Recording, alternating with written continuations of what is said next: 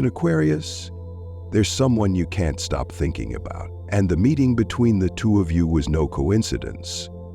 The Moon-Jupiter axis appearing through the 9th and 12th houses in your natal chart marks the intersection of two soul journeys. Uranus, your ruling planet, is activating karmic zones, awakening potentials long forgotten. This person didn't come just to exist in your orbit. They are a signal from the universe. As Jupiter moves through your 10th house, you're being forced to step away from your old way of life. They are the catalyst, cracking the walls you've built, letting the light seep in. They don't make you feel comfortable, but through them, you've become braver, more intentional, and more true to yourself. The square between Mars and Saturn in your 7th house reveals how challenging this connection can be. They're stubborn, rigid, and internally torn, out of sync with their own inner evolution. They retreat, hide, leaving you in doubt. Under the influence of Uranus, the planet of awakening, they're entering a cycle of expanded consciousness. They don't belong to the crowd. If their lunar nodes fall along the Leo-Aquarius axis, their destiny is to shift from personal spotlight to service for the collective. Hence, they must lose their old roles, pass through confusion and disorientation. With Pluto nearing the 6th house, their entire belief system is collapsing, making room for a more authentic self.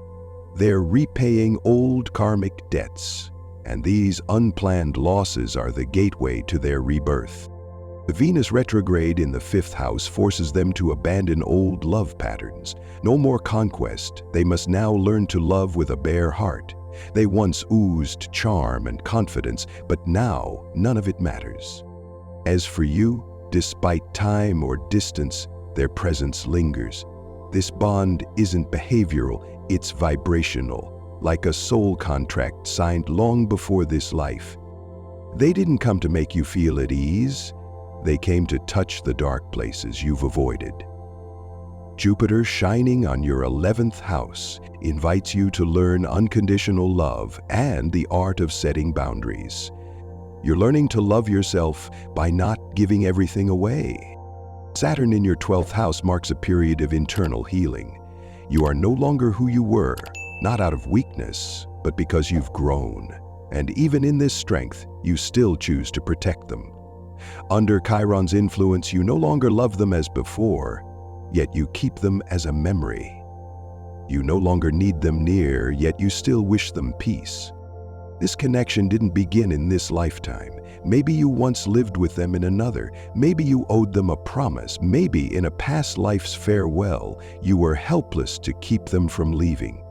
All these things, though buried in the subconscious, are now awakened through karmic triggers, a reminder that something remains unfinished. You've tried to let go, you've run, but no one can outrun a soul that's crossed life and death with them. No one escapes what was built through sacrifice and longing. The birth chart never lies. You now stand at a doorway.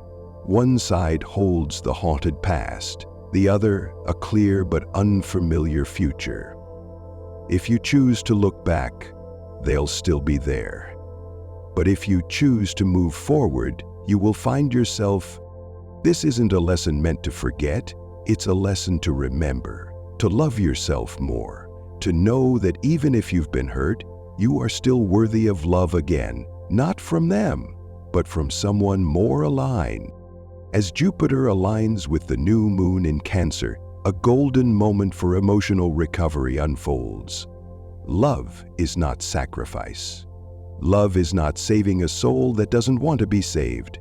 Love is presence, two people who choose to grow together. Are you ready to rewrite this story? If yes, say it. Thank you for coming, but I choose to walk away. And if love still lingers, let it begin with yourself.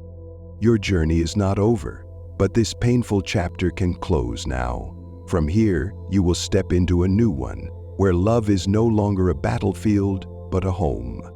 In the second half of 2025, under the light of Jupiter and the new moon in Cancer, you will be given a new opportunity, a new person. a new path, a completely different you. Don't be afraid to lose what was never meant for you. When you dare to let go, what's right will come. Believe in destiny, but don't be imprisoned by it. Let your energy choose what's truly meant. Because you are Aquarius, born to lead by the light within. And now it's time to believe in that light again. They didn't come as a pleasant gift, they arrived as a challenge, a soul assignment wrapped in the body of a real person. And the moment they entered your life, your natal chart, especially the 7th, 8th, or 12th house, seemed to light up. If they felt like a familiar stranger, it's because they truly carried the frequency of a soul who had once journeyed with you.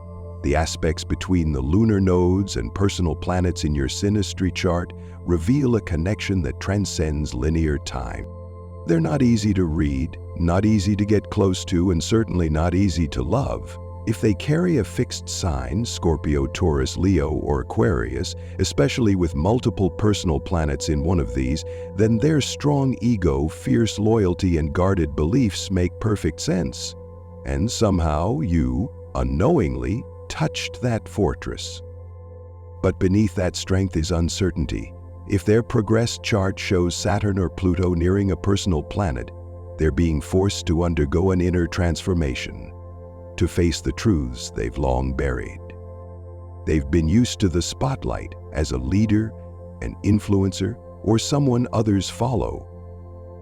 But if their north node falls in Aquarius, or the 11th house, then their destiny isn't about personal glory, but service to something bigger than themselves. That's why they had to lose their old identity, face doubt, isolation, and moments of disorientation.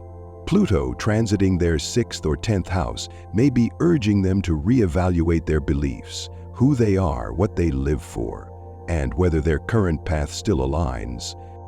They didn't volunteer for this lesson, they were thrown into it, and you're part of that process. Your connection wasn't meant to make them feel safe. It came to reflect back the unhealed parts they've avoided. You raised questions they tried to ignore, touched wounds they tried to deny, and just through your presence, they began to tremble.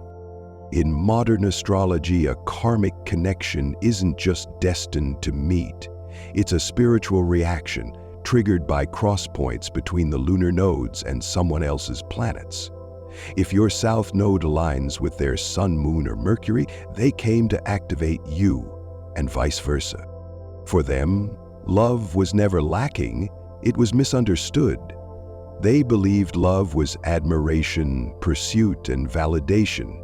But when Venus is retrograde in their progressed chart or under tension with Saturn, they begin to realize love isn't conquest, it's presence, commitment, the willingness to show up with vulnerability. They may be silent, distant, gone, but it doesn't mean they've forgotten you. It means they're not yet strong enough to face what you reflect. You are the mirror of their soul, and that scares them, because in that mirror, they don't just see you, they see themselves, unhealed, unready, and incomplete, so they choose distance. But don't mistake silence for indifference. Don't confuse distance with absence. In soul connections, energy moves regardless of time and space, and if you still feel them in your energetic field, you're not wrong. They're still there. However, you cannot save them. You didn't come to fix them. You are a trigger, a frequency, and ultimately, they must walk their path to return, to turn away, or to disappear for good. This journey wasn't designed for you to hold on to them. It was meant for you to realize when someone causes you pain, it's not because you're weak, but because you're being prepared for awakening. And they, intentionally or not, have been the perfect catalyst. You didn't choose to love them, but you did choose not to turn away from your true emotions. And that so naturally made you the one who began the awakening journey. Since they appeared, you haven't only questioned them, but yourself. Why are you so easily hurt? Why does their silence make you so anxious? Why, as an Aquarius known for clarity, did you fall into such emotional turbulence? The answer doesn't lie in them. It lies in you, in wounds that had long been dormant, now reawakened by a soul carrying the exact frequency you once lacked. Your birth chart may show the South Node in your 7th house, a clear sign that you've often put others above yourself. In past lives or early chapters of this life, you learned to love by sacrificing, submitting, striving to please. But now, with the lunar nodes shifting toward the North Node in your 1st house, you're being called to love yourself first, to be whole within yourself before connecting with anyone else. Their presence wasn't a mistake. It was an opportunity. They are the catalyst, sometimes a painful one, forcing you to see the fractures in your self-worth. You thought you had moved on, that you were stable and strong. But when they arrived, every defense collapsed, and you were left to face yourself, raw and real. That's exactly what the universe wants now, for you to come home to yourself. If Saturn is currently entering your 12th house or forming a square to your natal moon or Venus, you're in a cycle of emotional restructuring. It's a quiet, profound, inescapable phase. This isn't the time to open your heart to someone else. It's the time to close the doors and listen inwardly. You might feel empty, but that emptiness is not failure. It's a sign that you're truly living with your heart, undefended, unasked. And only in that state can the universe's deepest messages reach you. Pay attention to your recent dreams, to old obsessions, to fears you thought you had conquered. They're not returning to weaken you. They're returning to be healed. If the moon is currently conjunct Chiron in your 12th house, this is a reminder the wound never vanished. It's only been waiting for the right moment to be seen clearly. You loved them unconditionally. You chose them, even when they didn't choose you. And now you need the courage to admit the most important truth. You lost your boundaries. Boundaries are not walls to shut others out. They're the shelter for the most intact parts of you, so you don't drown in love that isn't reciprocated. With Jupiter transiting your 11th house, the house of community, dreams, and future, you're being reminded it's time to channel that love into something greater. Not just for one person, but for your own evolution. You don't need to force yourself to forget. You don't need to pretend to be strong. You just need to be honest with yourself. So sit down and write. Write everything you want to say to them, not to send, but to understand yourself. When you write down the pain, you begin to release the trapped energy inside. And when you write what you truly long for, you begin to rebuild your belief system around love. Love is not chasing. It's not fixing someone. Love is the meeting of two souls who have healed or are actively healing. And to find that kind of love, you must walk through this phase. You must learn to love yourself the way you once loved them, without conditions, without fear, without needing anything in return. Maybe right now you're sitting in a dark room where memories, emotions, and regrets all return at once. But it's in that darkness that true light has a chance to appear. And that light, it doesn't come from them. It comes from you. They're changing, even if you haven't noticed. The energy is already shifting. You're beginning to see them differently, with fewer expectations, with more understanding. You no longer need them to come back, because you're returning to yourself. The next part will be an invitation, a glimmer at the end of the tunnel after you've walked through enough shadows. That's when you'll begin to redefine love and welcome the rebirth of who you truly are, a radiant, free, and whole Aquarius. Letting go doesn't mean forgetting. It doesn't mean erasing either.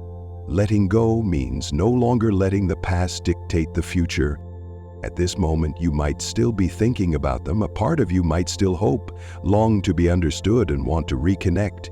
But if you listen closely to the movement of the universe, especially the conjunction between Jupiter and the Moon in Cancer, you will clearly sense this. The energy is pulling you away from emotional patterns of the past, preparing you for a new cycle of radiance.